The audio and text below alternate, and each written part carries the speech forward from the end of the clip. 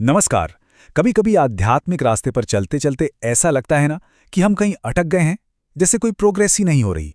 तो आज हम एक ऐसे पावरफुल फ्रेमवर्क को समझने वाले हैं जो ये बताता है कि स्पिरिचुअल विक्ट्री यानी आध्यात्मिक जीत कोई एक्सीडेंट नहीं है। ये तो एक मजबूत इमारत की तरह है जो 4 पक्के पिलर्स पर खड़ी होती है। तो चलिए एक एक करके इन स्तंभों को जरा गहराई से देखते हैं। तो आज की हमारी चर्चा में हम 5 मेन पॉइंट्स पर बात करेंगे। सबसे पहले हम देखेंगे कि हमारा गोल क्या है, एक विक्टोरियस लाइफ। फिर हम उस फाउंडेशन, उस नींव की बात करेंगे जो बिल्कुल अटूट होनी चाहिए। उसके बाद हम उन 4 पिलर्स को समझेंगे जो इस नींव पर खड़े होते हैं। फिर एक बहुत ही इंटरेस्टिंग पार्ट, परिवार की परीक्षा। और आखिर में तैयारी के लिए जो एक अर्जेंट कॉल दिया गया है उस पर बात करेंगे। तो चलिए सबसे पहले कदम से शुरू करते हैं। आखिर हमारा सबसे बड़ा स्पिरिचुअल गोल है क्या? सोर्स के हिसाब से यह है एक विजयी जीवन जीना। पर इसका असल मतलब क्या है? क्या होता है एक विक्टोरियस लाइफ? यह एक बहुत ही पावरफुल लाइन आती है, निश्चय बुद्धि विजयी। मतलब जिसकी बुद्धि में निश्चय है, जीत उसकी पक्की है। और हां, ये कोई बाहर की दुनिया जीतने की बात नहीं हो रही है। ये तो अपने अंदर एक ऐसा किला बनाने जैसा है जिसे कोई भी हिला ना सके। तो जीत का असली मतलब क्या हुआ? खुद का मालिक बनना, स्वराज्य अधिकारी बनना। सोचिए, अपने मन, अपनी इंद्रियों और अपने हालातों की लगाम सब अपने हाथ में। एक ऐसी गहरी शांति पाना कि बाहर चाहे कोई भी तूफान आए, अंदर की स्टेबिलिटी, अंदर की शांति जरा भी न हिले। अब सवाल ये उठता है कि ये जो विक्टोरियस स्टेट है ये आती कैसे है? तो सोर्स के मुताबिक इसकी सिर्फ एक नींव है। एक ऐसा फाउंडेशन जिस पर कामयाबी की पूरी इमारत खड़ी होती है। और ये नींव है निश्चय। देखिए, ये सिर्फ मान लेना या बिलीव करना नहीं। निश्चय का मतलब है एक ऐसी गहरी पक्की समझ, एक ऐसी सच्चाई जिसे दिल और दिमाग दोनों ने एक्सेप्ट कर लिया हो, और जो इतनी पक्की हो कि कोई भी डाउट, कोई भी मुश्किल उसे हिला ना पाए। और ये बात समझनी बहुत जरूरी है। अगर निश्चय की ये नींव जरा भी कच्ची रह गई ना, तो स्पिरिचुअल प्रोग्रेस की जो इमारत है वो कभी भी ढह सकती है। ये वो बुनियाद है जिसके बिना कुछ भी नहीं टिक सकता। तो ये जो फाउंडेशन है, ये जो निश्चय है, ये भी अपने आप में 4 अलग-अलग लेकिन आपस में जुड़े हुए पिलर्स पर टिका है ना? इंटरेस्टिंग। तो चलिए अब इन 4 स्तंभों को एक एक करके समझते हैं। तो ये हैं वो 4 स्तंभ। पहला, पिता में निश्चय। दूसरा, स्वयं में निश्चय। तीसरा, ड्रामा में निश्चय। और चौथा, परिवार में निश्चय। और सुनिए, आध्यात्मिक जीत के लिए इन चारों का, आई रिपीट, चारों का एक साथ मजबूत होना बहुत जरूरी है। अगर एक भी पिलर कमजोर हुआ ना, तो पूरा बैलेंस बिगड़ जाएगा। तो पहला पिलर है पिता में निश्चय। मतलब ज्ञान और शक्ति का जो अल्टीमेट सोर्स है, जो परम सत्ता है, उस पर अटूट विश्वास। सोर्स ये भी बताता है कि ज्यादातर स्पिरिचुअल सीकर्स के लिए ये पहला पिलर सबसे मजबूत होता है। दूसरा पिलर है स्वयं में निश्चय। ये पक्का विश्वास कि मैं कौन हूं, एक स्वराज्य अधिकारी आत्मा, अपने मन और कर्मों का मालिक।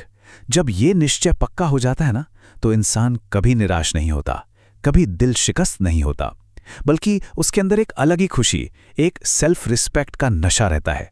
और ये नशा, ये खुशी उसके चेहरे पर, उसकी हर हरकत में साफ दिखाई देती है। अब आता है तीसरा स्तंभ, ड्रामा में निश्चय। इसका मतलब है लाइफ का जो पूरा खेल है, जो भी हो रहा है, हर सीन पर अटूट विश्वास। ये मानना कि जो कुछ भी हो रहा है ना, वो एक बड़े प्लान का हिस्सा है और उसमें सबका कल्याण है। और जब ये विश्वास होता है तो पता है क्या होता है? कोई भी प्रॉब्लम लगती ही नहीं। वो तो एक अपॉर्चुनिटी बन जाती है जिसे 1 सेकंड में सॉल्यूशन में बदला जा सकता है।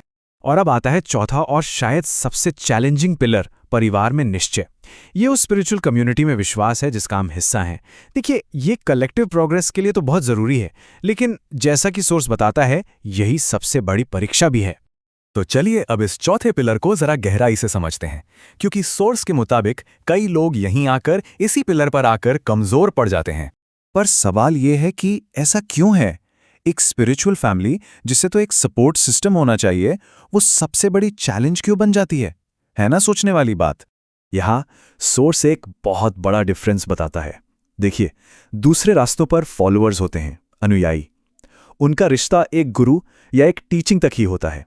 लेकिन यहां एक परिवार बनाने की बात हो रही है, एक ऐसा गहरा रिश्ता जो सिर्फ इस एक जीवन के लिए नहीं, बल्कि आने वाले 21 जन्मों तक साथ निभाने के लिए है। वाओ, जरा सोचिए कितनी बड़ी बात है ये।